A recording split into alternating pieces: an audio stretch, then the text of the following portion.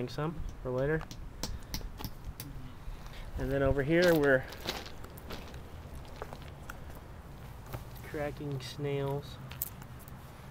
Dogwinkle snails, I believe. Yeah, the dogwinkle snail to eat. She's using a rock to crack it. And then here we have some more salt and pepper shrimp. One wiggle around. And then over here we have our different, we have some varnished clams all cleaned up, a couple soft shells, and then we even have a couple limpids.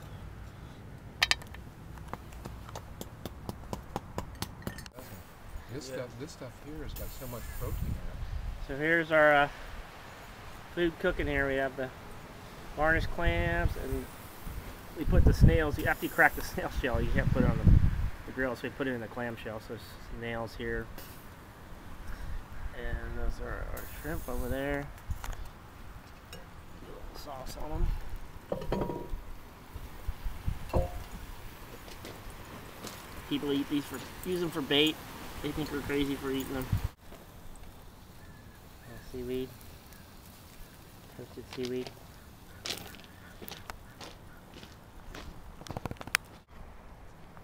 So this is the popcorn shrimp, and there's roe in there, and there's a little bit of barbecue sauce. So we just eat it all whole like this, just wrap it up.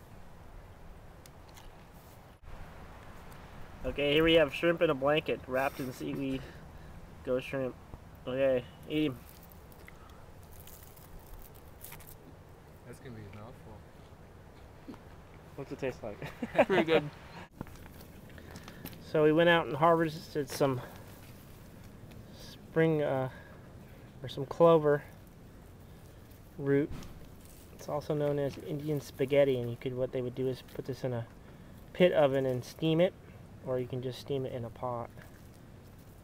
So it's called spring bank clover. And also we gathered some coastal rose hips. These are nice. They're about the size of a big tomato, and they're almost ripe. And they're really high in vitamin C. And we were going to gather some silverweed roots today, and then you put that all together in bundles and wrap it up and steam it in the pot. We're going to try that later. Green variety. So here's our silverweed. We're going to steam the roots. More Indian spaghetti, and then this is the top of the plant, and then when you turn it over, it's silvery on the other side. That's how you distinguish it. So today we're making some tule cordage. So we gather some tules. These are some dried tules, but when you first cut them, they're green like this, and then you have to let them dry until you get a golden color. And then you split them, and you soak them in a tub of water like this, and then you split them in half and let them soak, and then you could take them and make some tule cordage.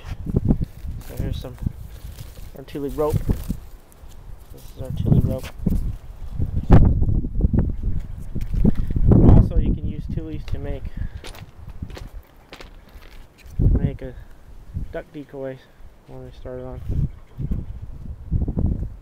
and tule boats, tule houses, and all kinds of stuff. Some duck tallow, basically duck fat. It's rendered off the skin of a duck. What kind of ducks did you get? Just any type of duck. You can just boil its skin down. So since in the shell there, we're combining it with some twinberry. Harvesting some twinberry, and we were making a dye, a natural dye for the top of this duck head. It's a carved decoy. Over here, like a canvas back decoy with twinberry and the duck tallow rubbed into the wood. Chainsaw man.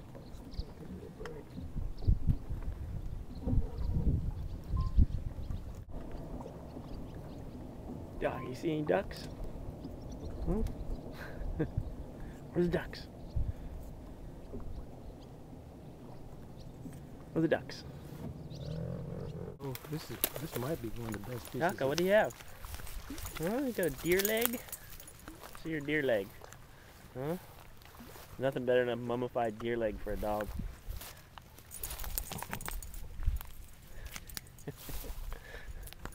Let me have that. Let me have that bone.